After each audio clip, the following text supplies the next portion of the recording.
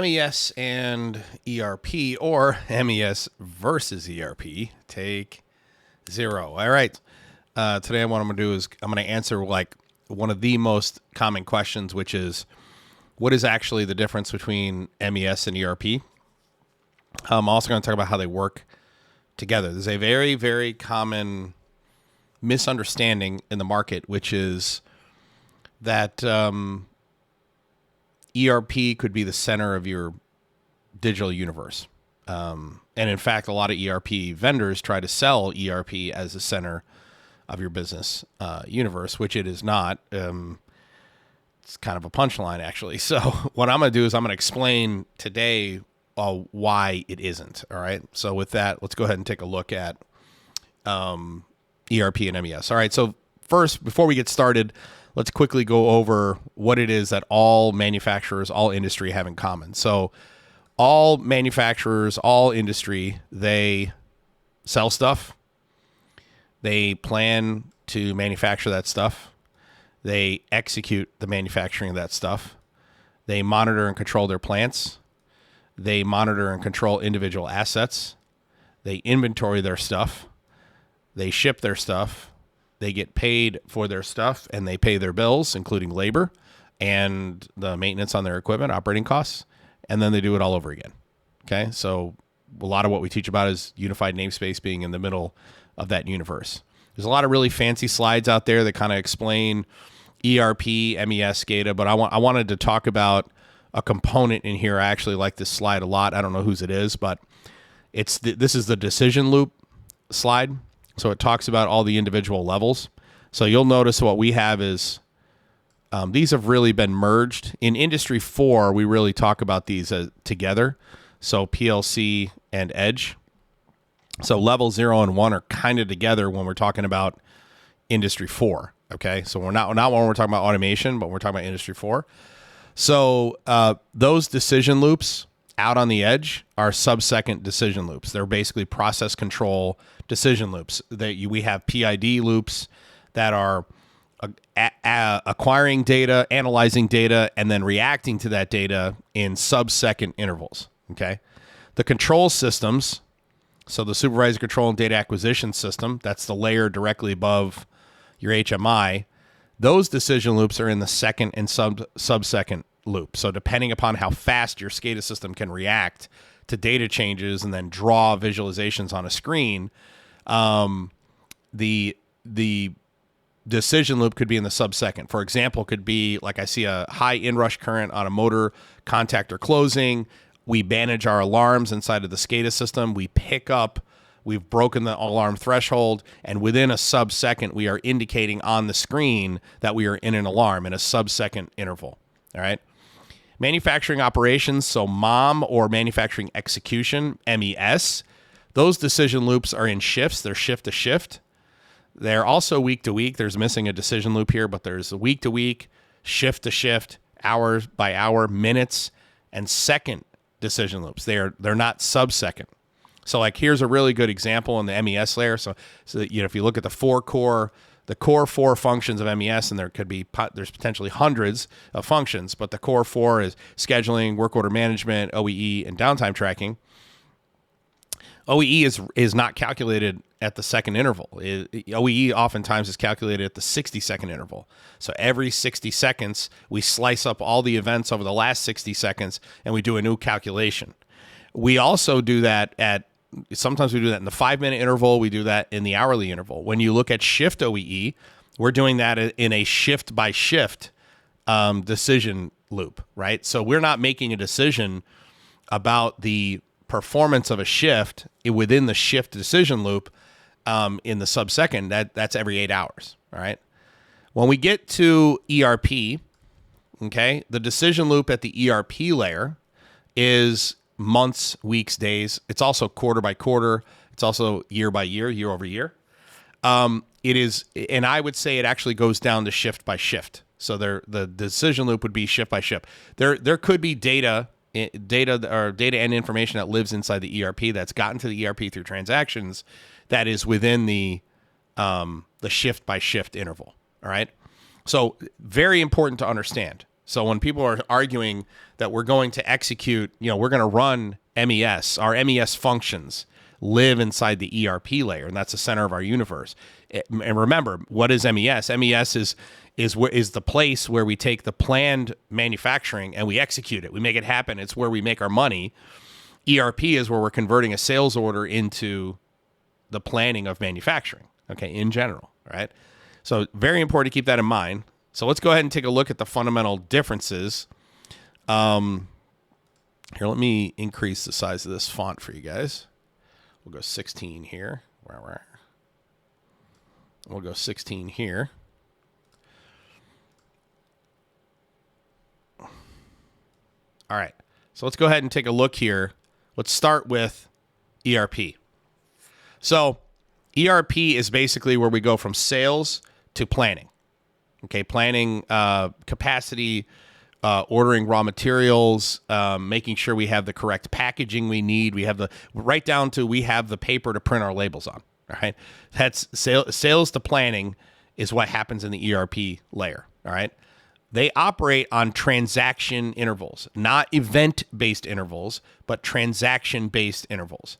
So generally what that means is we are packaging together many events into a transaction, and that data is streaming up from our digital infrastructure into the ERP system, okay? And we're doing that at the transaction level. So oftentimes a transaction might be executed when a specific manufacturing event takes place, like I am producing a role of work in progress. So in the example of our virtual factory, we have a flexible packager that prints, laminates, slits, and creates and makes bags. An ERP transaction might be the ERP transaction is I am going to consume a raw material at my printing press.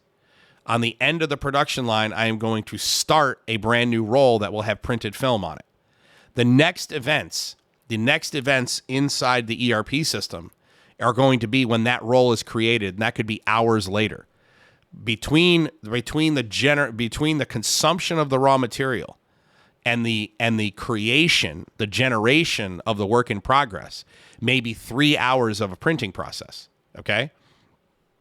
We won't see another update in the ERP system in general until another manufacturing event that is business related. So what happens to all those other events? If we want to have insight into all those other events, well, they're happening and being tracked in real time in the MES layer. So every linear foot, every time the roll is accumulating a linear foot of printed film that's going to go into the roll we've created in work in progress, that lives in the manufacturing execution system, because the manufacturing execution system is real time. The ERP system is transactional. Okay, when we're all done generating the roll, we're going to execute a transaction that's going to have basically a series of events that we put together. The roll was consumed at this time 3 hours ago, and it was this roll from this ID, from this lot, from this vendor, and this roll was generated 3 hours later, and it's got this sticker on it with this lot number, with this WIP number, and it goes to this job. That transaction will be fired when the roll is generated. That is a transaction that gets inserted into ERP. All right. In ERP, we do master data model, the business structure, and the definitions. So like our bill of materials, that is every time I make this product, it's a static thing. Every time I make this product, this is the bill of materials for making this product. That lives inside of ERP. On the what assets we have, that lives inside the ERP. How much we paid for those assets, what the operating costs of those assets are, that lives inside the ERP. We basically coalesce together all the transactions that we collect from our operations to do that inside of ERP. However, in the manufacturing execution layer, we are merging those business definitions with the operations events. So for example, in the manufacturing execution layer, we may have a failure of an asset that is defined inside the ERP. And that failure might be a hydraulic pump went bad. Okay. So CMMS, maintenance management system, because it's real time, lives in the MES layer. It's on the operational side of the business. CMMS is a function it's a business function that operates that lives in operations. So when we consume the brand new, when we have to go to the ERP system to grab the inventory of the hydraulic pump that's sitting on the shelf that we're going to use. And in the CMMS layer, we are going to assign that new hydraulic pump to that asset, and then we are going to have a transaction back to the ERP system where we have merged together the operational event, the rising edge of the failure, the falling edge of the failure, the rising edge of the restart. Okay, we're going to merge together all those events with the consumption of the inventory that lives inside the ERP, and then we're going to assign that cost to the asset that lives in the master data model. Okay. Capacity planning and job sequencing. So before we ever do a job in the manufacturing execution layer, we are going to do our capacity planning. How much should we be able to produce on any given asset at any given time? In which order should we produce things? That way we are running more than we are changing over. And then in the manufacturing execution layer, we are consuming the schedule that came from capacity planning and job sequencing. And then we are executing the manufacturing work orders. That is the key. That's the ID upon which all the individual second level, sub-second, minute level events are being tied to, so that when we fire our transaction, we say this work order is complete, we are sending a transaction with the work order to the ERP saying it's complete. If I ever wanted to see the genealogy of every operations event that happened for that work order, that's going to happen down here in the manufacturing execution system. Okay? But what's going to happen is we're tracking it in real time, we're coalescing all the events, and then we are transacting up into the ERP system. Okay? All right. ERP function is the optimization of resource utilization. So we want to make sure that we are leveraging our assets inside of our business effectively. And we try to optimize that in the ERP system. We do the analysis for optimization in the ERP system. For example, changeovers. Changeovers for specific products. So if I have a printing press and I print three different I print three products on my printing press. I print product A, B, and C. There is a changeover time if I go from A to B, and when I go from A to C, and there's a changeover time from B to C, and there's a changeover time from C to A and from B to A, right? There's a changeover time. Within the ERP system, let's say I have an upcoming work order of I got to produce N number of widgets of product A, N number of widgets of product B, N number of widgets of product C. In the ERP system is where we are analyzing our performance over time and saying, in which order should I schedule those things?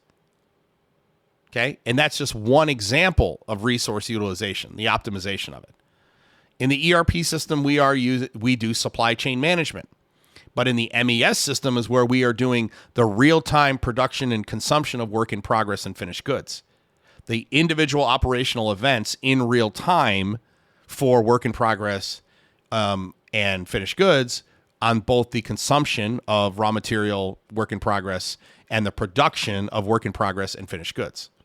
And then last but not least, in the ERP system is where financials are taking place. So that is where we assign cost and revenue to our assets, then to our divisions, then to our businesses.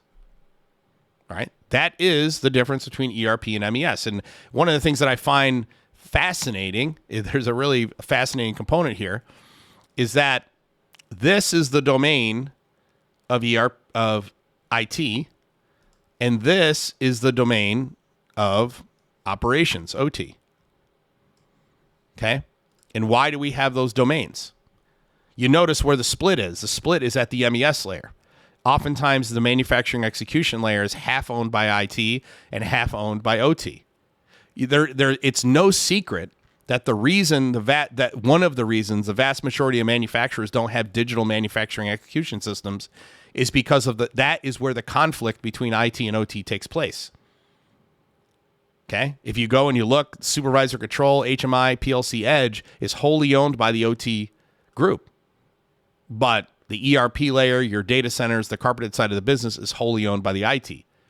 It's no wonder that only about 10% of all manufacturers have digital manufacturing execution systems. And the reason why is because that's the place where IT and OT converge and conflict. Okay? So with that is ERP and MES. It's the difference between ERP and MES, and it is just a quick introduction into how they work with one another, ERP and MES. All right, with that, like, subscribe, comment down below, and I'll see you guys in the next one.